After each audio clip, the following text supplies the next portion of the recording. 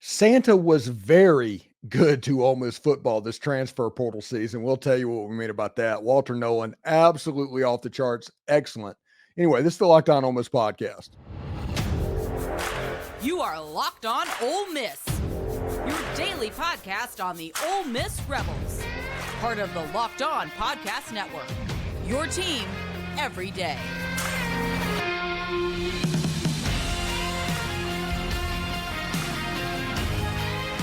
Hi, I'm Stephen Willis, a former staff member at Ole Miss and a 10-year veteran member of the national media with Yahoo Sports. Also did a little stint in Nashville at WSMV. Today on the show, we learned that there is no ceiling to where Ole Miss can go in 2024. There is no ceiling at all. And with the commitment of Walter Nolen, this defense has a chance to be salty overall. We'll tell you what we mean there anyway. Anyway, as I mentioned, I'm Stephen Willis, and this is the Locked On Ole Miss podcast, your daily podcast on the Ole Miss Rebels, part of the Locked On Podcast Network, your team every single day. We're free and available on all the podcast apps and YouTube. Thanks for making Locked On Ole Miss possible. Ole Miss, your first listen every day, and a special thanks to everydayers who make the show what it is. Walter Nolen committing to Ole Miss has completely changed the outlook of Ole Miss as a football program in the year 2024. Absolutely.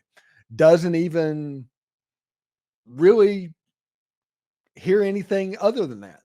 It is a monumental thing for Ole Miss football. When you look at what they have on the defensive line now, they have two defensive ends, including at least one that's all SEC level. All three players are going to play in the NFL.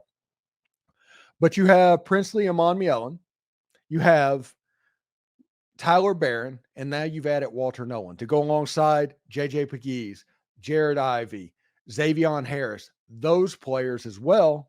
And you take on this high school football signing class on the defensive line that Ole Miss just got, and you have a defensive line that is salty and ready to go. There's somebody that Ole Miss fans should be very excited to see, and it's the first time in a while that we're going to see Ole Miss defensive linemen look this way. It's one of those situations. Remember back in 2008, that land shark defense, the Tony Fine, the fins up, the whole 9 yards. And then the Wesley McGriff era happened and things like that. They kind of just brought them down to this year. We didn't even see fins. Nobody threw fins up. We like seeing fins. We enjoy that. But the defense has been so bad for so long. Why do that? Why put yourself in a situation to be ridiculed by throwing up a fin? Well, this year's team will be good enough to actually earn that fin. This year's defense will be good enough to where you see fins up happen on the field. And that's not just defensive line, that's linebacker, that's defensive back. So we're going to talk about that as this goes on. But we're going to concentrate on the defensive line right now. Because the secret to defensive lines in the Southeastern Conference, it's not a secret. It's not hard to figure out what's happening. It's hard to make it happen. But it's not hard to see what's happening. What's happening at Georgia and what's happening in Alabama is you have two interior defensive linemen that are demanding double teams, that are game wreckers. These are the players that are special in the Southeastern Conference and is what separates that conference from the other leagues in the land. When you can't do what they do, there's a gap, and it shows. There's an evening that happens. And those double teams that happen with these Georgia and Alabama teams of the past, LSU occasionally as well, basically the center and the guard have a double team that they have to do. The guard and the tackle, a double team that they're going to have to do. And that leaves your two ends on single blocking. And that's in a 6-man protection. So you're guaranteed that they're not sending out as many pass receivers as they could, because 6 players are being kept in to block just to handle your defensive line. What does that mean? Well, for starters, that means that your ends, both Princely Umanmielen and Tyler Baron or Jared Ivey or whoever's playing on that side of the ball, is going to get single coverage. They're going to be blocked man to man. And that's a situation where those players are going to win more often than not. Most of the time in college football, if you have a good defensive end, they're whooping up on a one-on-one block no matter who is out there. Laramie Tunsil is not lining up on you. So you know that is going to make it to where the linebackers are free to go side to side. They're free to clean up messes because they're not going to have to deal with the number of blockers that they normally do. That means that the defensive backfield and the secondary that we're going to talk about means they have to cover less than they would normally have to do that. Whenever they're used to giving up 2.5 seconds to cover a receiver, now all of a sudden you have to cover 1.8, 1.9. That is the time limit that you have to cover. You're going to be better. There's going to be passes thrown into bad situations under pressure. All of this stuff in college football are major, major deals. And it all starts on the interior of the defensive line. Walter Nolen, J.J. Pegues, Xavion Harris, Kello Stone, Jamarius Brown, all of those guys have a chance to make huge impacts as the season goes on because of what that means. And it all starts with Walter Nolen being the number one option. He's going to get all the attention of the offensive line. All of those NFL players are going to be on the front, but Walter Nolen is going to get all the attention. They're going to slide blockers that way. They're going to do what they can to make sure that Walter Nolen doesn't beat him because he's a game wrecker. And if you try to one-on-one block him, he will wreck the game. He has that kind of ability to completely take over football games from the defensive line position. That's something that Walter Nolen can just do. Now, last year, you had Jared Ivey and you had J.J. Pegues. And I compare that honestly favorably a little bit to what basketball was like for Ole Miss. Whenever Jamin Brakefield and Matthew Morrell were being asked to handle all the scoring for Ole Miss basketball last season. They struggled. They kind of pressed. They did what they needed to do. The shooting wasn't all there. But then this year, all of a sudden players got brought in to where Walter Nolen and Princely Umanmielen and Tyler Baron got brought in. And all of a sudden, J.J. Pegues and Jared Ivey weren't asked to be the number one and number two options. They were just asked to be good football players. And just like in basketball, what you're seeing with Matthew Morrell right now, with Jamin Brakefield right now, with the addition of Alan Flanagan and Juju Murray, I think you'll see something similar on the defensive line to where the whole sum of the parts of the defensive lineman, that number goes up. That number goes up because of Walter Nolen and because of where you're going to have to focus on it. Who do you double team? You only have two. You can only do it on two. Who do you double team? And it's probably going to be those interior players, but that's just going to leave some of the best pass rushers in the country to go after your guy. And because of that, the linebackers are going to have less traffic in their way to stop a running play. And we'll talk about that in the next segment. I think that's equally as big of a thing that Chris Paul and Suntarine Perkins and TJ Dudley and those guys kind of just get to play football and be athletes. And let's not even talk about what it's doing for the secondary. This is a major league commitment by Walter Nolen to Ole Miss. This is a situation to where Ole Miss fans can automatically look at it as like, okay, only the Red Death defense of 1992 is anywhere close to this. Only that is what this is. That Red Death defense is what's going to change everything. And it's a big deal. We're going to talk about in the next segment that the offense, they were a 10-win offense last year. And now you're going to have to ask them to score less to do what they need to do to win games. It's an interesting situation of what this can do to the defense, to the offense, and how this team will coalesce. And then third segment, we'll talk about what this Peach Bowl really means to Ole Miss after the last 2 weeks. Really, really interesting stuff, and we'll see exactly how that goes. Anyway, thanks again for making Locked On Ole Miss your first listen of the day. We're just getting started. This doesn't just affect the defensive line or even really the defense. The Ole Miss momentum right now is special, and it has a chance to be even more special in 2024. We'll tell you about that next.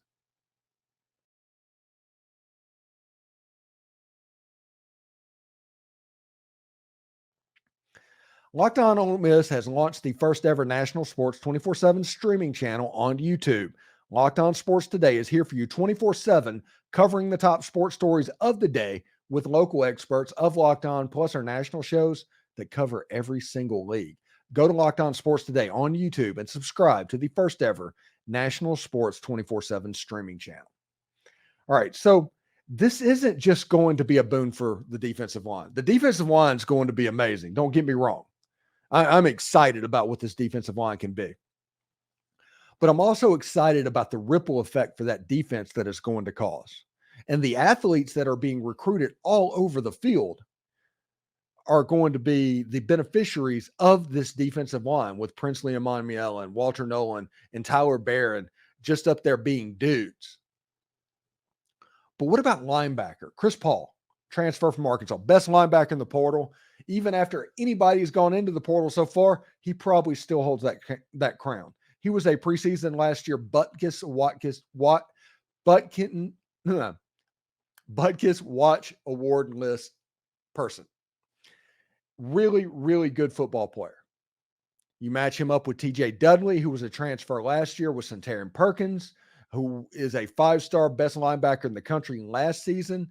And you have Raymond Collins, the number 1 linebacker in JUCO, who is going to pop up and make plays. Then you look in the secondary.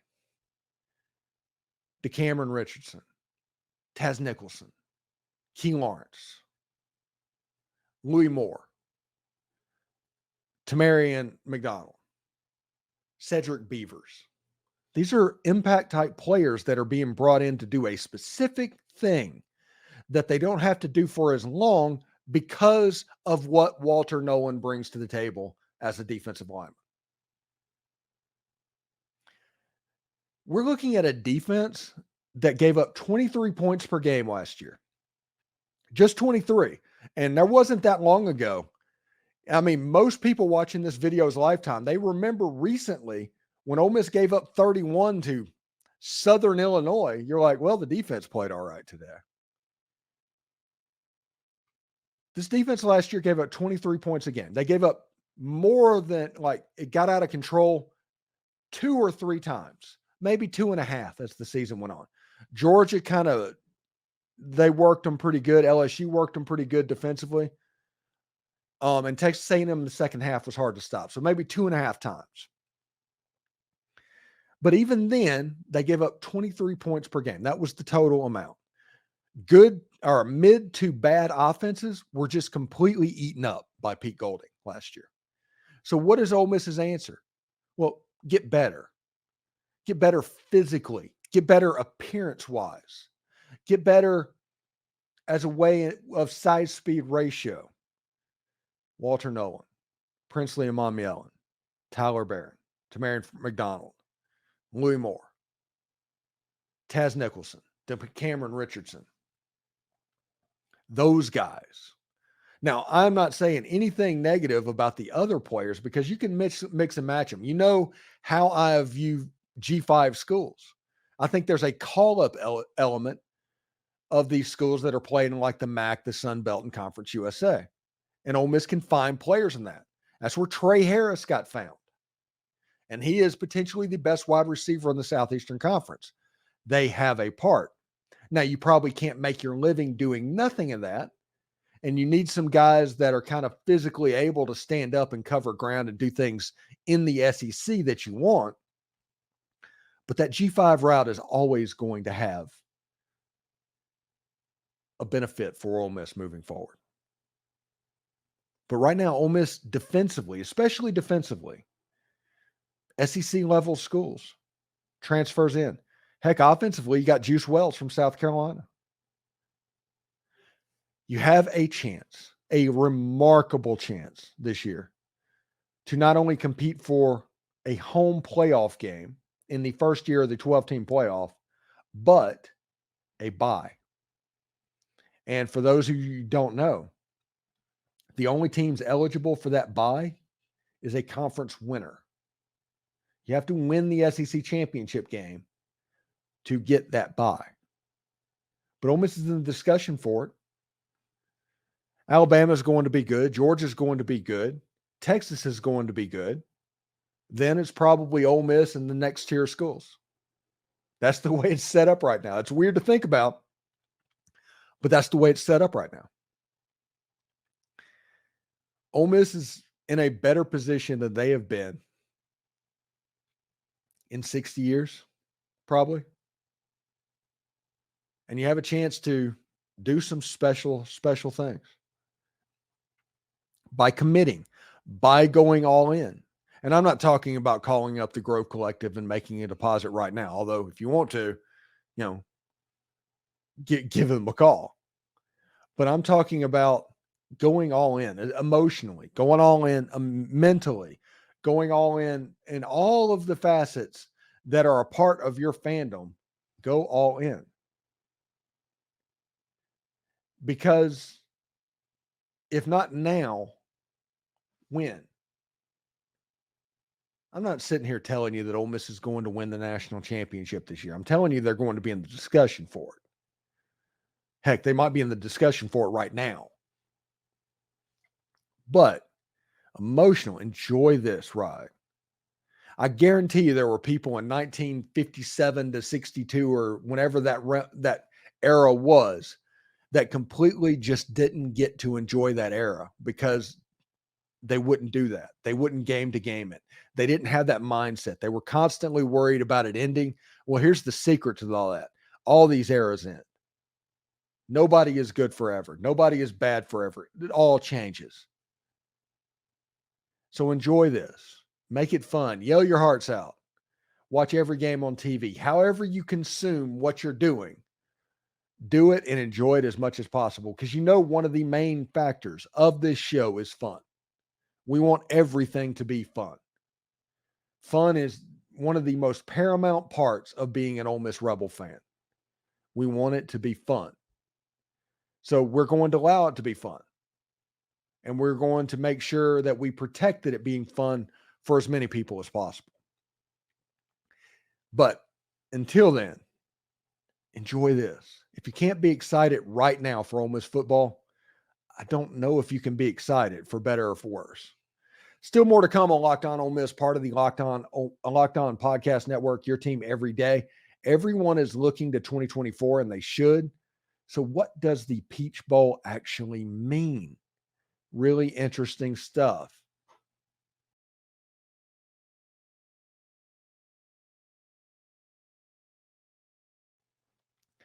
Thanks for making the Locked On Ole Miss podcast your first listen of the day. And shout out to the Everydayers. Locked On has launched the first ever national sports 24/7 streaming channel on YouTube. Locked On Sports Today is here for you 24/7, covering the top sports stories of the day with the local experts of Locked On, plus our national shows covering every league. For your second listen, go to Locked On Sports Today on YouTube today and subscribe to the first ever national sports 24/7 stream channel. Be part of history. All right, so 2 weeks ago, I was talking about how big of a bowl game this was. And it's still a very big bowl game, and it might be the best bowl game outside of the playoff of all of them.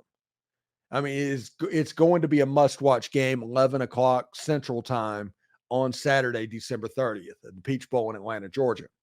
But what does it actually mean? And maybe I can try and, verbalize this a little bit so people can understand where I'm coming from. This game does not hurt Ole Miss if they lose it at all. Not even a little bit.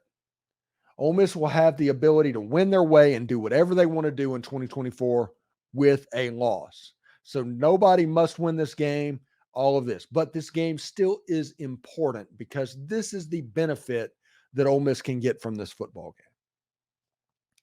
Ole Miss, if they beat Penn State, which Penn State, they're ranked 10th in the college football playoff rankings. They're a blue blood. They're going to have the cachet of the name that goes with them. If you win that game, next season, you're preseason 3rd to 6th in the nation. pretty good stuff. That's pretty heady territory. If you lose to Penn State, you're probably preseason 8th to 13th. So like I said, losing the game does absolutely nothing realistic that can happen to you. But if you win the game, you have a chance to put yourself in a position that you're in the discussion from the very beginning for a national championship. The offseason is going to be great. This is a momentum game. That's all this is. This is a game to where Ole Miss can truly continue what they started yesterday, or not started, but what they continued yesterday with Walter Nolen, with all of the expectations that are on Ole Miss football. Now, there's other players out in the portal that the Ole Miss is recruiting. That perception, it kind of builds on each other. It gets easier to convince people to come to Ole Miss because everybody's talking about them. For instance, Damani Jackson, the cornerback out of Southern California, really good football player. He had some social media stuff. Our social media sleuthing picked it up. He's somebody that looks like Ole Miss is actively trying to go after. His interest in Ole Miss is probably because of the run and the fact that Ole Miss football is absolutely everywhere at the moment. And I don't think that needs to be overstated. It's important to be relevant just for the fact that it's important to have your name everywhere and for others to spread your name. That's just as important as winning games in modern college athletics or any type of athletics involving social media. So a player like Damani Jackson, who is a cornerback from USC, him being interested in him getting his foot in the front door at Ole Miss, that's probably a good step, a good place to be in. Now, the other side of the coin is Percy Lewis. He's an offensive lineman from Mississippi State. He's a big man. He's like 6'7", 380. He is somebody that they can line up and do big man running the ball with. And everybody knows how Ole Miss likes to run the football moving forward, especially with the potential best running back in college football standing right beside you. Percy Lewis, I think, is a very legit possibility for Ole Miss, probably after the Peach Bowl.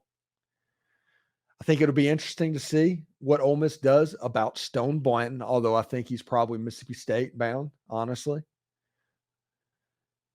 But you have Walter Nolen, you have Chris Paul, you have a lot of pieces to put Ole Miss where you want them to be. You have a lot to be thankful for. You have a lot to look forward to. Honestly, you just have a lot at this point. I think that is the phrase for Ole Miss sports as we go into the new year. A lot. They're winning basketball games. They're winning football games. Baseball, there's going to be hope. They have a national. They're recently have won a national championship in baseball. It'll be really interesting to see exactly how Ole Miss attacks this transfer portal moving forward. There's always going to be people that are looking at the transfer portals like, hey, Ole Miss needs more. Ole Miss needs this. Ole Miss needs that. No, Ole Miss cannot do this unless they do that. There are going to be people that look at recruiting and it's an all or nothing type situation to where if you don't get this athlete, you're done for. That's just one of those weird things in recruiting, which isn't the case. If you don't get one guy, you can get a slightly less version of that guy, whether in the transfer portal and high school recruiting. I think, though, with the momentum that's going on, you need to find a way to push that a little bit. You need to find a way to get people's attention with that momentum for as long as humanly possible throughout the month of January, if possible, to just keep eyeballs and get people talking about you. So whenever it comes time, it's like, okay, we're ready to go this football season. Who are the 5 teams that we need to look for? Ole Miss is on those lists. That's what the Peach Bowl can do. Now, tomorrow we're going to do keys to the game, like we always do on Tuesday of game week. And we're going to look at players that have opted out. We're going to look at one situation on Ole Miss's offense that's going to be a big deal. You're going to look with a Penn State team that can run the football with that offensive line. You're going to see kind of a bow up test against Ole Miss's defense. So it should be quite interesting to see exactly how that goes. I'm pretty fired up, and I do want to wish everybody a Merry Christmas. And this week is the Under Armour All-American Bowl Media Day on Friday. So I'm planning on being there Friday. On Saturday is the bowl game, the Peach Bowl. We'll do a pregame show and a postgame show like we always do. And Sunday, I'll be at Under Armour All-American Bowl practices, looking at players that are committed to Ole Miss or Ole Miss interests. So I'll pay attention to what's going on there. But we have a lot of good stuff lined up for you this week. We're also, I've got tentative OKs from Michael Katz and David Eckert and Brad Logan. So we'll see. With the short, condensed time frame, it might not work completely like that, but we do want to blow out the Peach Bowl as much as we can, and especially with the Under Armour All-American Bowl and me laying eyes on these prospects directly. That'll be a big case. Anyway, thanks for making the Locked On Ole Miss podcast your first listen. Every dayers, we have all the Peach Bowl and all the recruiting talk that you'll ever need. Check in all week. For your second listen, Locked On has launched the first ever national sports 24/7 streaming channel on YouTube. Locked On Sports Today is here for you 24/7, covering the top sports stories of the day with the local experts of Locked On, plus our national shows that cover every single league. For your second listen, go to Locked On Sports Today, YouTube, and subscribe to the first ever national sports 24/7 stream channel. For those of you on YouTube, we will send you there right now. Hotty toddy.